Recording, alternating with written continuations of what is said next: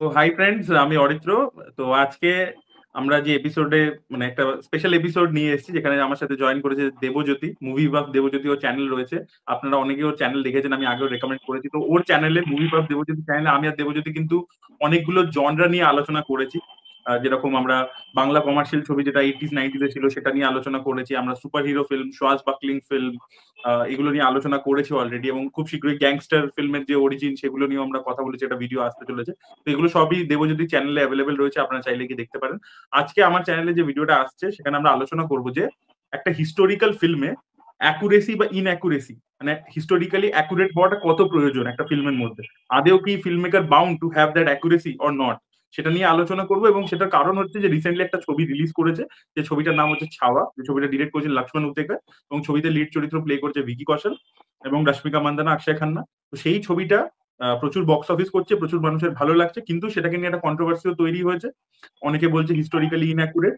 তো আদেও কি হিস্টোরিক্যালি ইনঅ্যাকুরেট, এবং ওই যে যেটা আগেই বললাম যে ফিল্ম মেকার কতটা bound to show historical accuracy, সেটা নিয়ে আমরা মূলত এই ভিডিওর মধ্যে আলোচনা করব। তো প্রথম থেকে শেষ অব্দি অবশ্যই দেখবেন এবং কমেন্ট সেকশনে আপনাদের ওপিনিয়নও দেবেন। তো দেবজ্যোতি, প্রথমে বলো কেমন আছো?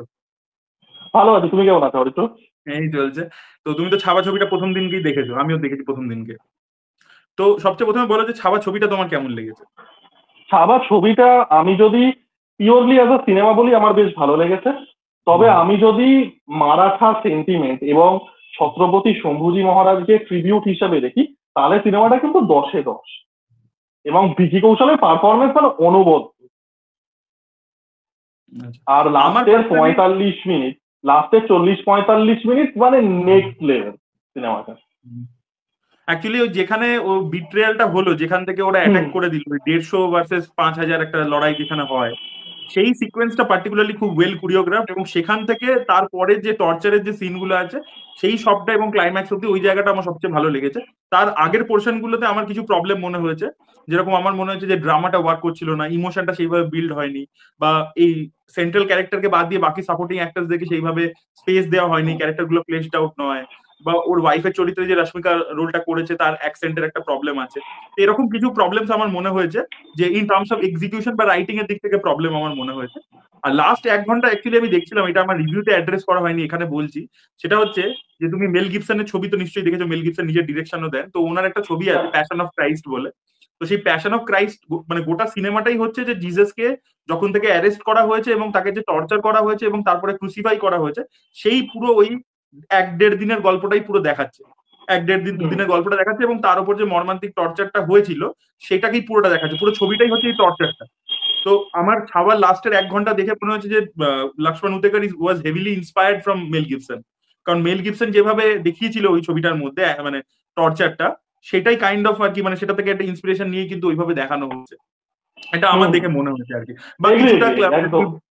তুমি ব্রেভ হার্টের ক্লাইম্যাক্সটাও বলতে পারো এই টাইপেরই ছিল আর কি। ব্রেভ হার্টের ক্লাইম্যাক্সেও যখন ওকে বলে ওই যে ফ্রিডম বলে যে, ফ্রিডম, ফ্রিডম বলে হ্যাঁ, চেঁচিয়ে ওঠে, হ্যাঁ। তো সেটা আমার মনে হয়েছে। তো আমার লাস্টের 1 ঘন্টা অসাধারণ লেগেছে, এবং ভিকি কৌশলের অসাম। পারফরমেন্স, অক্ষয় খান্নার পারফরমেন্সও খুব ভালো ছিল। তো তোমার কি মানে ছবিটার প্রথম দিকটা এই প্রবলেমস গুলো যেগুলো আমার মনে হয়েছে, তোমার কি মনে হয়েছে? দেখো, আমার যেটা মনে হচ্ছে, সিনেমাটা স্টার্ট হয় খুব স্ট্রংলি। হুম। দেখো, আমি যদি একদম ছোট করে সিনেমাটা বলি, শম্ভুজি মহারাজের কিন্তু পুরো জীবনটা এখানে বলা হয়নি। তার সিংহাসনে অ্যাসেন্ড করার পরে তার 8 বছরের 1681 সালে তিনি যে বারহানপুরে তিনি যে অ্যাটাকটা করছেন, যে রেডটা করছেন, সেই 1681 থেকে তার ক্যাপচার হওয়া, যেটা 1689, এই 8 বছরের কিন্তু গল্প বলা হয়েছে। সেই হিসাবে দেখতে গেলে কিন্তু সিনেমাটা খুব ভালো। এবং সিনেমাটা, অরিত্র তুমি এগ্রি করবে কিনা জানি না, সিনেমাটা কিন্তু কাইন্ড অফ একটা super hero origin story treatment দেওয়া হয়েছে, যেখানে সম্ভাজি মহারাজকে কিন্তু সেইভাবে এলিভেট করা হয়েছে। এবার সেটা কি খুব হিস্টোরিক্যালি অ্যাকিউরেট? না। কিন্তু সম্ভাজি মহারাজের ক্যারেক্টারটার যে ভ্যালোটা, সেটা কিন্তু আমরা মানে তাকে কোয়ালিফাই করতে দেখছি। এবার দেখো, এখানে হিস্টোরিক্যাল অ্যাকিউরেসি বা ইনঅ্যাকিউরেসি প্রশ্নটা আসছে।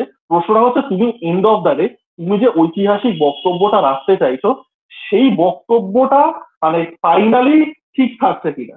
তা বাদ দিয়ে দেখো, সিনেমাটিক এলিমেন্ট তো আসবেই। আজকে অনেকে প্রশ্ন করতে পারে যে সম্ভাজি মহারাজ সিংহের সাথে লড়াই করেনি বা বাঘের সাথে লড়াই করেনি। সেটা তো পয়েন্ট নয়। সেরকম ভাবে করতে গেলে তাহলে তো ডকুমেন্টারি হয়ে যাবে, তাই না? এই সিনেম্যাটিক এলিমেন্ট গুলো তো থাকবে। এটা তো সম্ভাজি মহারাজের তার যে চারিত্রিক বীরত্ব ছিল সেটাকে সিগনিফাই করে। বা আমরা একটা জায়গায় দেখতে পাই যে সিনেমার শুরুতে যুদ্ধের ক্ষেত্রে তিনি একটি মুসলিম বাচ্চাকে উদ্ধার করেন। তুমি ইতিহাস পড়ে দেখে নিও, শিবাজী মহারাজের সৈন্যবাহিনীতে এবং সম্ভাজি মহারাজের সৈন্যবাহিনীতে কিন্তু সিগনিফিকেন্ট পরিমাণ ইসলামিক মানুষ ছিলেন, সিগনিফিকেন্ট পার্সেন্টেজ, ছোট পার্সেন্টেজও নয়। এবং তার সাম্রাজ্যও তাই, মারাঠা সাম্রাজ্যও তাই। তো এটা তার যে চারিত্রিক যে ধর্মনিরপেক্ষতা সেটাকে সিগনিফাই করে। তো এগুলো তো সিনেমাটিক এলিমেন্ট, বাট ওভারঅল সিনেমাটা কিন্তু পুরোপুরিভাবে হিস্টোরিক্যালি অ্যাকিউরেট। যেটা তুমি বললে যে দেখো, ইতিহাস জিনিসটা প্রচন্ড মাল্টি ফ্যাসেটেড একটা জিনিস। একটা সিনেমাতে এতগুলো চরিত্র এবং এত বড় একটা ঐতিহাসিক চ্যাপ্টার, সেটাকে সরলীকরণ করে একটা দর্শকের কাছে প্যালেটেবল, এই যে ইকুয়েশন যেগুলো ছিল ইনসাইড জবের, বিট্রায়ালের, সেগুলো আমার মনে হয় ওয়ার্কটা করেনি। তা বাদ দিয়ে সিনেমাটা কিন্তু যথেষ্ট ভালো একটা সিনেমা, বিশেষ করে সেকেন্ড হাফ। না, এবার এই যে হিস্টোরিক্যাল ইনঅ্যাকুরেসি যে ব্যাপারটা, যে ছবিটা কতটা অ্যাকুরেট বা ইনঅ্যাকুরেট, এই যে ব্যাপারটা, তো আমি সেটা নিয়ে বলতে চাই যে দেখুন, ডিরেক্টরের প্রথম কথা, আপনি ডিরেক্টরের কোনো দায়বদ্ধতা নেই যে তাকে হিস্টোরিক্যালি অ্যাকুরেট ছবি বানাতে হবে। আপনারা এখানে নয়, যদি ওয়েস্টকে তো আমরা ধরি যে তারা সিনেমার দিক থেকে আমাদের থেকে এগিয়ে, কারণ তারাই আগে এই মিডিয়ামটাকে এক্সপ্লোর করেছে, তাদের থেকেই আমরা স্টোরি টেলিং টেকনিক গুলো শিখেছি। প্রথম কথা হচ্ছে যে ডিরেক্টররা এই ধরনের জিনিসপত্র কেন করে থাকে, তারা করে থাকে তার কারণ হচ্ছে এই যে একটু আগে দেবজ্যোতি বললো যে একটা হিস্ট্রি হচ্ছে একটা মাল্টি ফ্যাসেটেড জিনিস। ঠিক আছে, ধরুন একটা লোকের লাইফ, সেটা কিওটিক হতে পারে, ঠিক আছে, সেটা সবসময় সিনেম্যাটিক নয়। এবার আপনাকে যখন যে একটা রান টাইমের তো একটা মানে লিমিটেশন আছে, আমাদের ইন্ডিয়াতে 2.5 ঘন্টা 2 ঘন্টা 40 মিনিটের ছবি হয় বা 3 ঘন্টা ছবি হয়, ওয়েস্টে 1.5 ঘন্টা, 1.25 ঘন্টা, 2 ঘন্টা ছবি হয়। এবার ওই রান টাইমের মধ্যে আপনাকে একটা লোকের লাইফের ইদার একটা পার্টিকুলার টাইম স্প্যান হোক বা পুরো এন্টায়ার লাইফটা কভার করতে হবে এবং সেটাকে একটা কোহেরেন্ট স্ক্রিন প্লের মধ্যে আনতে হবে। তাই জন্য কিছু পার্টিকুলার এলিমেন্টস বা কিছু পার্টিকুলার মানে ইভেন্টস কে নিয়ে নেওয়া হয় এবং সেইটাকে এই 3 অ্যাক্ট স্ট্রাকচারের মধ্যে বাইন্ড করা হয়, যাতে একটা কোহেরেন্ট স্ক্রিন প্লে আপনাদেরকে দেখানো যেতে পারে। না হলে আপনি ছবিটা দেখতে দেখতে বোর হয়ে যাবেন। এটা হচ্ছে ক্রিয়েটিভ কারণটা, ঠিক আছে, কারণ একটা ফিল্মের পিছনে একটা লোক নিয়ে আছে, সেই ছবিটা আপনাকে দর্শককে টানতে হবে, লোককে দেখাতে হবে। এগুলো সবই কমার্শিয়াল মেইন স্ট্রিম ছবি, কারণ পিরিয়ড ছবি বানাতে প্রচুর প্রচুর বাজেট লাগে। তো সেখানে গিয়ে আপনাকে তো জিনিসটাকে প্যালেটেবল বানাতে হবে। তো সেই কারণেই কিন্তু এই সিনেম্যাটিক লিবার্টি গুলো নিয়ে নেওয়া হয়। আজকে এই যে দেবজ্যোতি যে এক্সাম্পলটা দিল যে ধর্ম নিরপেক্ষ ছিল ক্যারেক্টারটা, সেটা বোঝানোর জন্য দেখালো যে সে একটা মুসলিম বাচ্চাকে বাঁচাচ্ছে, এটা একটা সিনেম্যাটিক ট্রিটমেন্ট। সেটা বোঝালো হচ্ছে যে আমি ভিজুয়ালি জিনিসটাকে এস্টাবলিশ করে দিলাম। এটাকে এইভাবেও বলতে পারতো যে ডায়লগ দিয়ে দিয়ে দিয়ে দিয়ে জিনিসটা বোঝাচ্ছে, বা হয়তো সিকোয়েন্সেস অফ ইভেন্ট দিয়েও বোঝাতে পারতো, কিন্তু তাহলে জিনিসটা দেখতে অতটা মজা লাগতো না। কিন্তু একটা যুদ্ধের মধ্যে একটা বাচ্চাকে সেভ করছে, দিস লুকস মাচ হিরোইক, ক্যারেক্টারটাকে আরো বেশি লার্জার দ্যান লাইফ ওয়েতে পোর্ট্রে করে। এটা গেল প্রথম দিক, কেন ডিরেক্টরটা করে থাকে। এবং আমি যে ওয়েস্টের কথা বলছিলাম, ওয়েস্টে এই যে মেল গিবসনের কথা একটু আগে উঠে এলো, মেল গিবসন ব্রেভ হার্ট ছবিটা বানিয়েছে, এতগুলো অস্কার জিতেছে ছবিটা, এত ভালো ছবি, বক্স অফিসে সফল ছবি, হিস্টোরিক্যালি ইনঅ্যাকুরেট, মানে মোস্ট ইনঅ্যাকুরেট ফিল্ম। আচ্ছা, এক্স্যাক্টলি আমি বলতে যাচ্ছিলাম। আচ্ছা, অ্যাপোক্যালিপ্টো হিস্টোরিক্যালি ইনঅ্যাকুরেট। তারপরে পেট্রিয়ট বলে একটি ছবি যাতে মেল গিবসন অভিনয় করেছিল, সেটা হিস্টোরিক্যালি ইনঅ্যাকুরেট। ইভেন প্যাশন অফ ক্রাইস্টের যে কথা বললাম, সেটা নিয়েও সেই সময় কন্ট্রোভার্সি হয়েছিল, সেটাও হিস্টোরিক্যালি। না, সেটা নিয়ে কিন্তু একটা অ্যান্টিসেমিটিজমেরও একটা অভিযোগ উঠেছিল যে জিউস মানুষদের যেভাবে পোর্ট্রেয়ালটা হয়েছিল, ইট ওয়াজ প্রবলেমেটিক। যাই হোক, সেটা আমি বুঝবো না। বাট হ্যাঁ, একজন ডাইরেক্টরের দেখা অরিত্র, তার কিন্তু কোনো দায় নেই ইতিহাস দেখানো। তুমি হিস্টোরিক এসেন্সটাকে প্রেজেন্ট করতে পারো, এবার সেটাকে তোমাকে করতে হবে ইন ইন্টারেস্টিং সিনেম্যাটিক ওয়ে। এবং যেটা আমার মনে হয় যে সাদা ছবির যে ডাইরেক্টর, তিনি কিন্তু করতে পেরেছে। এক্স্যাক্টলি। এবং ইভেন রিডলি স্কট হোক, বা রিডলি স্কট তো নেপোলিয়ানের সময় যখন ওনার উপর অনেক মানে আক্রমণ হয়েছিল, তখন উনি কিন্তু বলেছিলেন যে নেপোলিয়ানকে নিয়ে প্রচুর বই লেখা হয়েছে, যবে থেকে মারা গেছে তারপর থেকে প্রায় কয়েক হাজার বই লেখা হয়েছে। তো আমি তো ওই প্রত্যেকটা হাজার হাজার বইয়ের সাথে মিলিয়ে মিলিয়ে মিলিয়ে মিলিয়ে তো ছবিটা বানাতে পারবো না। তো আমাকে খালি মানে তার মধ্যে থেকে পার্টিকুলার কিছু বই সিলেক্ট করতে হবে, সেখান থেকে কিছু ইনফরমেশন নিতে হবে, তারপরে সেটাকে সিনেম্যাটিক্যালি প্রেজেন্ট করতে হবে, ঠিক আছে। এবং এটা একটা অডিও ভিজুয়াল মিডিয়াম, যেটা ওই তুমি যেটা বললে যে ওই ইথসটাকে যদি মেনটেন করতে পারে, তাহলে it is the job is done, ঠিক আছে। ইভেন আমি বলছি যে মানে একদম মানে পিরিয়ডিক ফিল্ম না হয়েও, যদি মানে পিরিয়ডিক ফিল্ম তো মানে খালি হিস্টোরিক্যাল যে তা তো নয়, মানে ধরে নাও একটা রিসেন্ট পাস্টের ঘটনাও হতে পারে। জেএফকে বলে একটা ছবি হয়েছিল, মনে করো জেএফকে। হ্যাঁ, কেভিন কস্টার।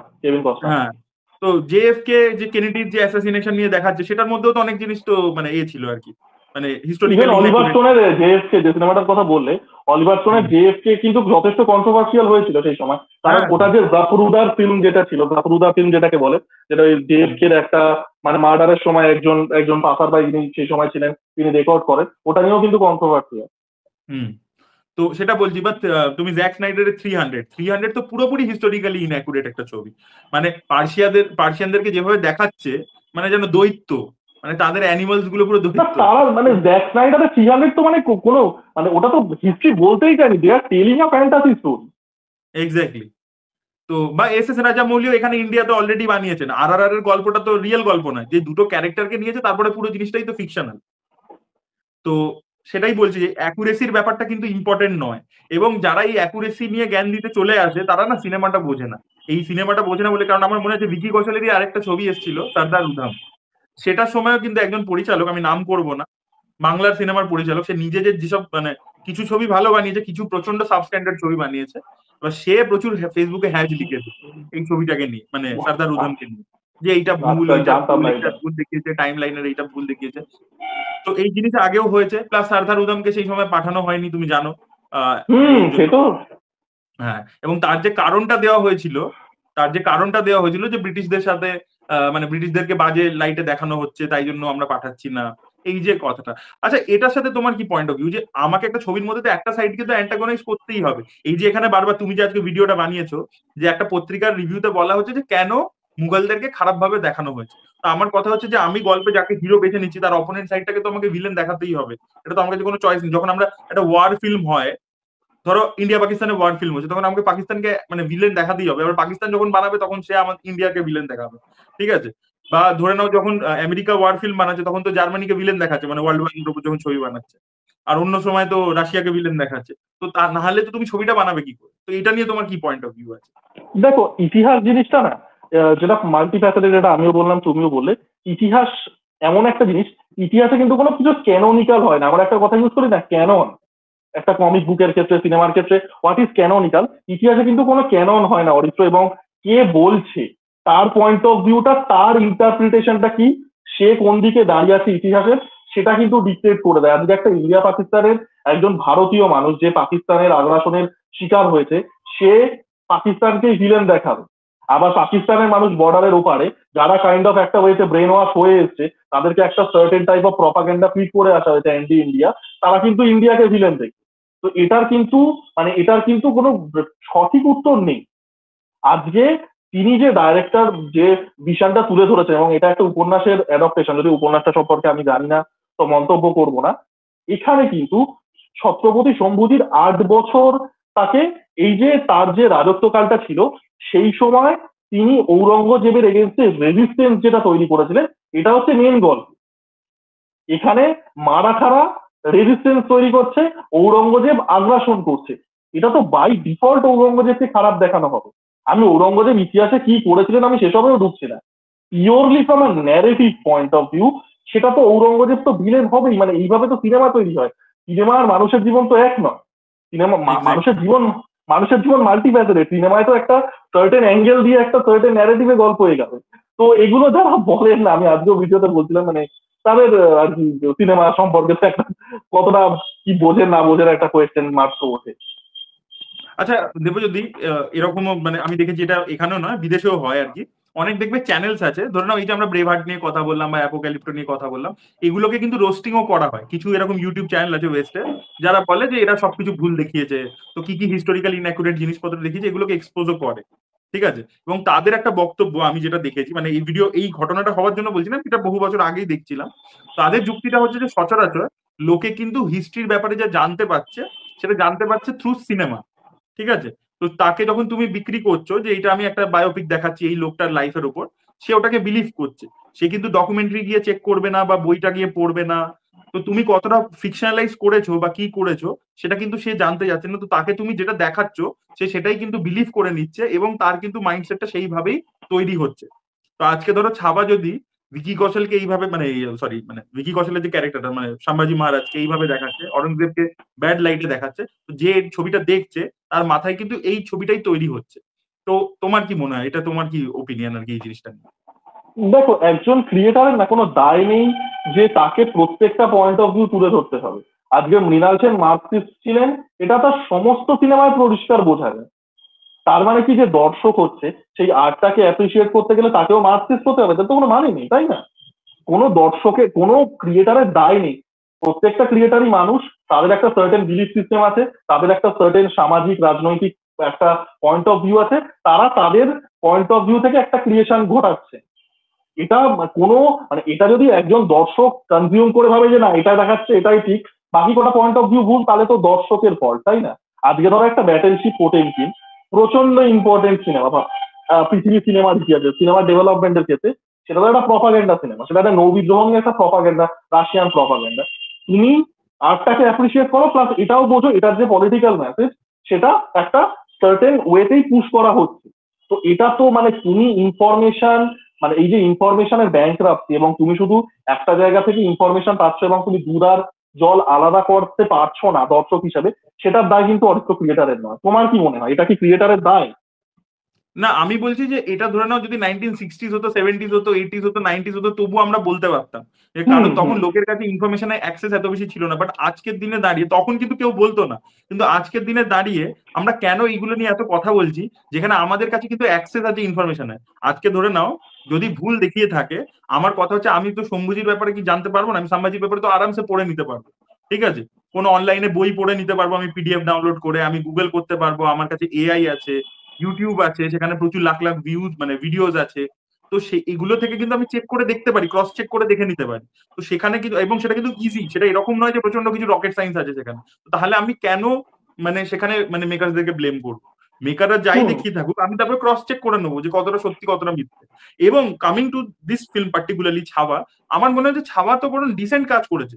ছাওয়া কিন্তু কোথাও তুমি দেখবে মাঝে কিছু ছবি এসেছিল যেগুলো অ্যাকচুয়ালি কিন্তু এই যে যারা মানে ইনভেডার ছিল, বা এই যে মুঘল বা পাঠান, তাদেরকে বরং ব্যাড লাইটে দেখিয়েছিল। আমি তো বলবো ছাওয়া তো সেইভাবে করেনি। রাদার তুমি দেখবে অরঙ্গজেবের ক্যারেক্টারটা কিন্তু ওর মানে ছত্রপতি শিবাজি যখন খবরটা পেলো, মৃত্যুর খবরটা, ওকে অ্যাপ্রিসিয়েট করলো, কোথায় বললো যে আল্লাহ জান্নাত কা দরজা খোলা রাখনা। এক্স্যাক্টলি, শের আ রাহা হ্যায়। তারপরে তুমি দেখবে ক্লাইম্যাক্সে, মানে যেটা অ্যাকচুয়ালি তো ছিল, যে ও কিন্তু সাম্বাজির ওই যে কারেজটা দেখে মানে মুগ্ধ হয়ে গেছে, বলছে যে আমার যদি এরকম একটা ছেলে থাকতো আমি পুরো পৃথিবীতে রাজত্ব করতে পারতাম, আমার যদি একটা ছেলে এরকম হতো। তো এই যে ব্যাপারটা বলছে, তো সেখানে কিন্তু অ্যাপ্রিসিয়েটও করছে, তার হিউম্যান সাইডটাও কিন্তু আমরা দেখতে পাচ্ছি।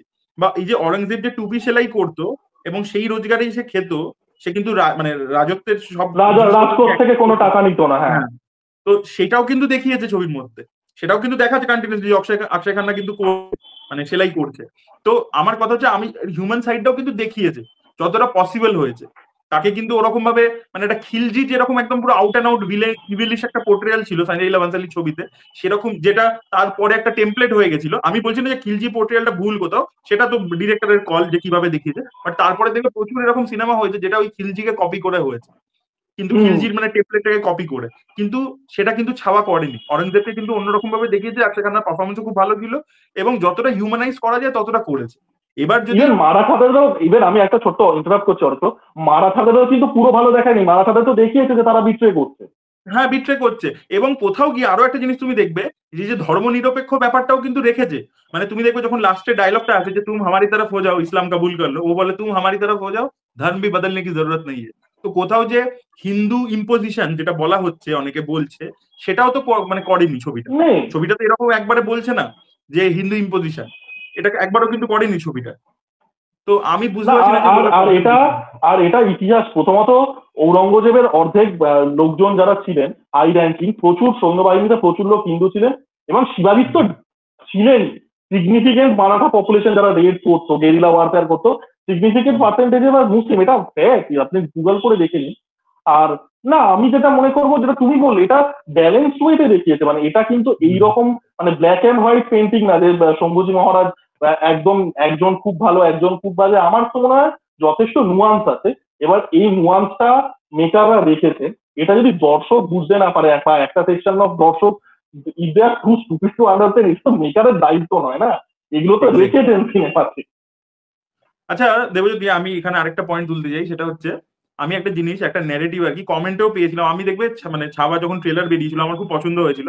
তার পরবর্তীতে আমি এই যে মানে সাম্বাজির লাইফ নিয়ে একটা ভিডিও করেছিলাম, যে উনি কি কি করেছিলেন, কি কি হয়েছিল ওনার সাথে। তো সেখানে একজন কমেন্ট করেছিল, এবং তারপর থেকে আমি ফেসবুকে বহু জায়গায় এই কমেন্টটা দেখতে পাচ্ছিলাম, যে শিবাজি নাকি নিজেই শম্ভুজিকে আর কি অ্যারেস্ট করিয়েছিল, সে নাকি এবং সাম্বাজির, আমি ডাইরেক্টলি বলছি, তুমি হেজিটেট করছো, সাম্বাজি এনজয় সেন্সুয়াল প্লেজার। এরকম আর কি একটা ন্যারেটিভ করা আছে। এবার আমি কিন্তু না, আমি আমার নিজের এক্সপিরিয়েন্সটা বলি, যে আমি কিন্তু যতটা ওনার ব্যাপারে পড়েছি, ঠিক আছে, আমি কিন্তু এই ঘটনাটার ব্যাপারে কোনো মানে কোথাও ব্যাখ্যা বা কিছু পাইনি, ঠিক আছে। তো আমার কিন্তু এটার কোনো আইডিয়া নেই, নলেজ নেই। আমি এই কমেন্টটা দেখলাম, আমি তোমার এটার ব্যাপারে কি টেক বা কি আইডিয়া আছে কিনা সেটা আমি জিজ্ঞেস করছি।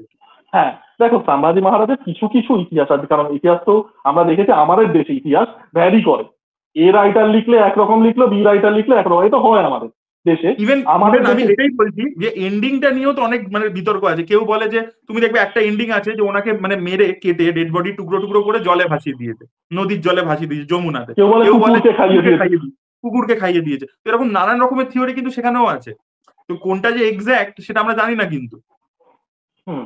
তো এবার এই সম্ভাজি চরিত্র সম্পর্কে যারা প্রশ্ন তুলছে, আমার বক্তব্য হচ্ছে সম্ভাজি মহারাজের কিছু কিছু ইতিহাসবিদ বলেন যে সম্ভাজি মহারাজ জীবনের একটা সময় হি ওয়াজ লাইক মানে তিনি নারী সঙ্গ আর কি উপভোগ করতেন। আমার বক্তব্য হচ্ছে, আমি যদি সেটা প্রথমত সেটা হিস্টোরিক্যালি 100% অ্যাকিউরেট একদমই না, কিছু কিছু ইতিহাসবিদ বলেন। দ্বিতীয় কথা হচ্ছে, সেটা যদি আমি তর্কের খাতিরে ধরেও নিই সেটা সত্যি, সেটা এই সিনেমার সাথে কি রিলেশন। আজকে আমি তোমাকে একটা উদাহরণ দিচ্ছি অরিত্র। আজকে শম্ভুজি মহারাজ আমি তর্কের খাতিরে ধরে নিচ্ছি তিনি নারী সঙ্গ উপভোগ করতেন। এখানে যে গল্পটা দেখাচ্ছে শম্ভুজি মহারাজের সাথে ঔরঙ্গজেবের কনফ্লিক্ট, এবং শম্ভুজি মহারাজ কিভাবে মারাঠা রেজিস্ট্যান্স তৈরি করছেন, মারাঠি রেজিস্ট্যান্স তৈরি করছেন, তার সাথে কি সম্পর্ক বুঝতেই পারছি। বেসিসটা কি? এই যে পয়েন্ট গুলো ওঠানো হচ্ছে, এগুলোর বেসিসটা কি? মানে এটা মানে যারা পয়েন্টটা তুলছে তারাও এই মানে হিস্টোরিক্যাল ডেটাটা আনছে কোথা থেকে? কিছু কিছু ইতিহাসবিদ বলেছেন এরকম যে সম্ভাজি মহারাজের আর কি এরকম মানে হি এনজয় সেন্সুয়াল প্লেজার, এবং তাই জন্য শিবাজি তাকে পছন্দ করতেন না, যেটা একদমই মানে আনলাইকলি। এবার আমি যদি সত্যি ধরেও নিই, তার সাথে এটা সম্পর্কটা কি? আমার তো এটা বক্তব্য। আজকে ইয়েরই আরেকটা সিনেমা স্যাম ম্যানেকশা প্লে করেছিলেন শ্যাম বাহাদুর সিনেমাতে, তিনি 1965-1971 যুদ্ধে কি করেছিলেন সেটা বেশি ইম্পর্টেন্ট, আর তিনি দরজা বন্ধ করে তার শয্যা সঙ্গিনী কত ছিল সেটা ইম্পর্টেন্ট। মানে এইগুলো তো বোকা, মানে কোয়েশ্চেনটাই তো ইটসেলফ বোকা বোকা। আমি যদি ধরেও নিই এটা সম্ভাজি মহারাজের তার তিনি এরকম ছিলেন, কি এসে যায়, এটা তো গল্প নয়। আর এই যে বললাম এটা অবশ্যই এটা কিছু কিছু ইতিহাসবিদ, আমাদের দেশে তো ইতিহাসবিদ সম্পর্কে তোমাদের আইডিয়া আছে, কিছু ইতিহাসবিদ এগুলো বলে, তো এটা হয়তো 90% ভুল হওয়ার চান্সই বেশি। তার কারণ হচ্ছে যে সম্ভাজি তো মানে শিবাজির সাথে যখন ছোটবেলায় নিজে আগ্রাতে গেছিল, হাউস অ্যারেস্ট হয়েছিল, সেখানে পালিয়েছিল দুজন মিলে। তো তাহলে এই ঘটনাগুলো কখন ঘটলো? তখন তো যখন এই ঘটনাটা ঘটেছে, যেটার ঘটনা আমি এখন মেনশন করলাম, তখন তো তার আই থিঙ্ক 9 বছর না 10 বছর বয়স। 9 বছর বয়স। হ্যাঁ। তো তাহলে এই ঘটনাগুলো কোন সময় ঘটলো? এই ঘটনাগুলো ঘটলো হচ্ছে মানে যারা ইতিহাসবিদ বলেন সেটা হচ্ছে ওই মানে শিবাজি মহারাজ যখন আর কি তার মানে অভিযানে গেছিলেন, ওই তার আর্লি 20-তে, কারণ শিবাজি মহারাজ কিন্তু মারাই যাচ্ছেন খুব কম বয়সে, 31 বছর বয়সে মারা যাচ্ছেন তিনি। 31 মারা যাচ্ছেন তিনি। 9 বছর রাজত্ব করেছিলেন। তো তার আগে যখন মানে আর কি শিবাজি যখন বেঁচে ছিলেন, ছত্রপতি শিবাজি মহারাজ, তখন নাকি তিনি অ্যালেজেডলি এইসব কাজ করে বেড়াতেন। আমার বক্তব্য হচ্ছে মানে রেলিভেন্সটা কি তাতে, মানে এটা রেলিভেন্সটা কি? সম্ভাজি মহারাজ কতজনের সাথে মানে কতজনের সাথে তিনি মানে ফিজিক্যাল হয়েছিলেন, এটা রেলিভেন্সটা কি? আমি তো এটাই বুঝতে পারছি না, এই প্রশ্নটাই তো কোনো মানে নেই। এ তো উদিত নারায়ণ ভয়ুরিজমের টেন্ডেন্সি। তুমি তাকে তার কাজ দিয়ে জাজ করো।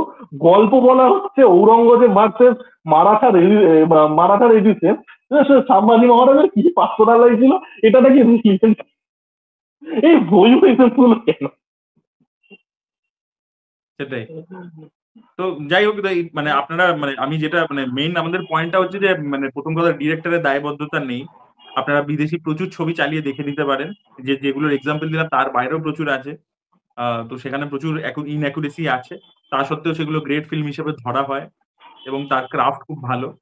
ছাবা ডেফিনেটলি আমি ছবি হিসেবে ওই ছবিগুলোর সাথে কম্পেয়ার করছি না ক্রাফট ওয়াইজ, ছাবার মধ্যে প্রবলেম আছে ডেফিনেটলি।